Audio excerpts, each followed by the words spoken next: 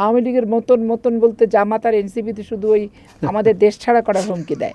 জুলাই আগস্টের পর থেকে সবাই স্বাধীন হয়ে গেছে, যার যা ইচ্ছা তাই বলছে, যার যা ইচ্ছা তাই করছে।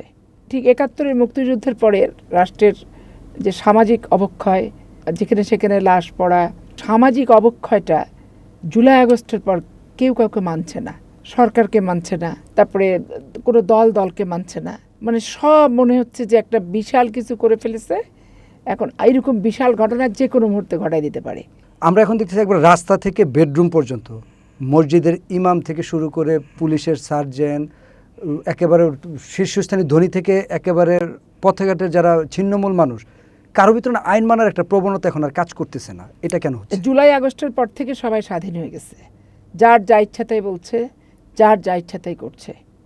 এবং ঠিক ৭১-এর মুক্তিযুদ্ধের পরে রাষ্ট্রের যে সামাজিক অবক্ষয়, যে সামাজিক যেখানে সেখানে লাশ পড়া, তারপরে রক্ষী বাহিনী নির্যাতন অত্যাচার ছিল তখন, সেটা একরকম।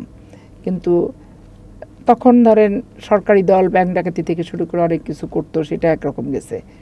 কিন্তু সামাজিক অবক্ষয়টা জুলাই আগস্টের পর কেউ কাউকে মানছে না, সরকারকে মানছে না, তারপরে কোনো দলকে মানছে না।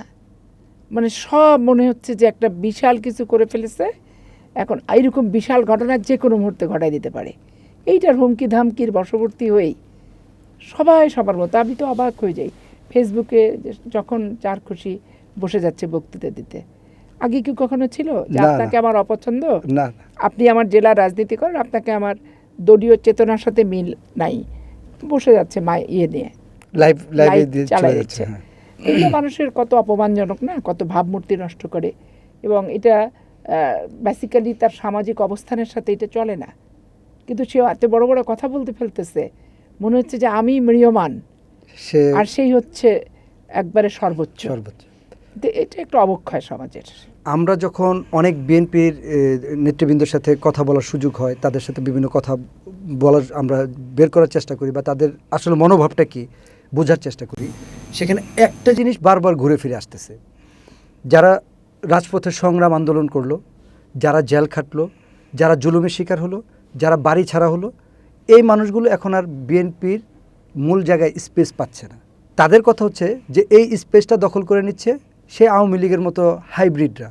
যদি এই চিত্রটা বাস্তবই হয়, তাহলে কি বিএনপির অবস্থান কি আওয়ামী লীগের মতো হতে যাচ্ছে? মানে আমি বলতে চাচ্ছিলাম যে যদি একই প্যাটার্নে চলে, যারা ত্যাগী তাদেরকে যদি মূল্যায়ন করা না হয়, আবার যদি হাইব্রিডদেরকে মূল্যায়ন করা হয়, এটাতে মূল্যায়ন যদি ত্যাগীদের করা না হয়, দল ক্ষতিগ্রস্ত হবে, কিন্তু আওয়ামী লীগের মতো পরিণতি কেন হবে? আমরা তো এই বাংলাদেশে জন্ম, আমরা তো এই বাংলাদেশের মানুষ নিয়ে চলি, এই বাংলাদেশের মানুষরাই তো আমাদের কর্তা, তা আমাদের তো অন্য কোনো প্রভু নাই। তাহলে আমরা তো এই দেশ ছেড়ে কোনোদিন আমরা যাইনি, আমরা যাবও না। আওয়ামী লীগরা যে লোটা কম্বল নিয়ে নেতারা যেভাবে পালিয়েছে, প্রধানমন্ত্রী সহ তার হায়ার অফিসিয়ালি প্রত্যেকটা বিভাগের প্রধানরা যেভাবে পালিয়েছে, আমরা কি আওয়ামী লীগের মতন বলতে জামাত আর এনসিপিতে শুধু ওই আমাদের দেশ ছাড়া করার হুমকি দেয়? কিন্তু আপনি কি সেই কথাটাই বারবার বলছেন? না, আমি যেটা বলতে চাচ্ছি যে দলীয়ভাবে যদি আমি সংগঠনের এটা ৯১ সালেও আমি দেখেছি যে মানে আমরা ৯ বছর যারা আন্দোলন করছি, সেখানে ধরেন যেমন এরকমও কথা আছে যে আপনার জন্য আর বলতে সুবিধা হবে যে এই ১০-১২ বছর এই ফিল্ডে তার কোনো অবস্থানই ছিল না, এরকম লিডার যে নিজের সেফটি নিয়ে সে, এটা দলের জন্য ক্ষতিকর, দলকে বিদেশে ছিল। যখন ৫ই আগস্টের পর দেশের ক্ষমতা পট পরিবর্তন হয়েছে, সে বিদেশ থেকে এসে যে লোকটা এই ১০ বছর এখানে মায়ের খেলো, আন্দোলন করলো, সংগ্রাম করলো, সে পোস্ট পদবিতে বা তাকে মূল্যায়নে নাই, ওই লোকটাই সেখানে একটা বড় মূল্যায়নের জায়গা তৈরি করছে। এই জায়গা থেকে আমি বলা, আমার চাঁপাইনবাবগঞ্জ জেলা বিএনপির ওই ২ নেতার বিরুদ্ধে আওয়ামী লীগ ১৫ বছর তো কোনো মামলাই করেনি। আচ্ছা, কারণ তারা জামাত আর আওয়ামী লীগ একসাথে তারা চলেছে, কাজ করছে। এটাই আমি বলতে চাচ্ছিলাম, এবং তারা কোনোদিন একদিন জেলও খাটেনি। এখন তারা যখন ফেসবুকে আমাকে আর হারুনকে সমানে গালিগালাজ দেয়, তখন ওখানে তো আমি নীরব হয়ে যাই। কেন? যে মামলার খতিয়ানটা দেখলেই তো জানা যায় যে পাপিয়ার কয়টা আর ওদের কয়টা।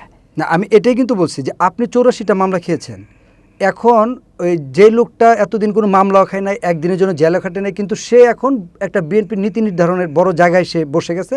বাট আপনারা যারা সারা জীবন সংগ্রাম করে আসছেন, তারা ওই জায়গাটার মধ্যে নাই। এতে কি দল হিসেবে এটা ক্ষতিগ্রস্তর একটা বড় জায়গায় চলে যাচ্ছে? এখন শুনেন, আমি যেটা মনে করি যে দল করার অভিজ্ঞতা লাগবে, আর এই দলটার মর্মার্থটা বুঝতে হবে। যে বিএনপি আসলে কি, বিএনপি কি এইটা যারা বোঝে না, বিএনপি কি এটা যারা ব্যাখ্যা করতে পারে না, বিএনপি কি এইটা যারা উপলব্ধি করতে পারে না, তাদের তো বিএনপি সদস্য হওয়ারও কোনো যোগ্যতা নেই। এই যে কোথায় দেখলাম যে প্রতিষ্ঠাবার্ষিকীর মৃত্যুবার্ষিকীর দিনে কি একটা ঘটনা ঘটেছে, সেই কারণে বহিষ্কার হয়েছে। তো ওর তো বিএনপির এই যে হয় কি এই সমস্ত দল মানে আওয়ামী লীগ বিএনপির মতো বড় সংগঠনে যাওয়ারও কোনো নিয়ম থাকে না, আসারও কোনো নিয়ম থাকে না। এই যাওয়া আসার নিয়ম না থাকার কারণে এখানে দেখা যাচ্ছে যে বাপ মরে গেছে, মেয়ে চলে আসতেছে, বাবার মৃত্যুর কারণে ছেলে চলে আসতেছে, স্বামীর অনুপস্থিতিতে স্ত্রী চলে আসতেছে, ভাইয়ের মরার কারণে ভাই আসতেছে। মানে এটাকে আমি পোষ্যকোটা বলি। তো পোষ্যকোটা আলাদের তো আসলে কোনো কন্ট্রিবিউশন থাকে না। তারা ওই পার্লামেন্ট বলে না, যেখানে বলে না বাপের গুণগান আর বাপের নাম ধরতে ধরতে ধরনের জীবন ফেনা তুলে দেয়। হ্যাঁ, তো এখন এই পোষ্যকোটা যতগুলো জায়গায় আপনি প্রতিষ্ঠিত করবেন, ওখানে অরিজিনাল দল যারা করছে তারা তো মুখ থুবড়ে পড়বেই। এবং ওই পোষ্যকোটার সদস্যদের সাথে অরিজিনাল দলের ফারাক, পার্থক্য, দ্বন্দ্ব, যুদ্ধ এটা চলতেই থাকবে। এগুলো আপনি থামানো যাবে না।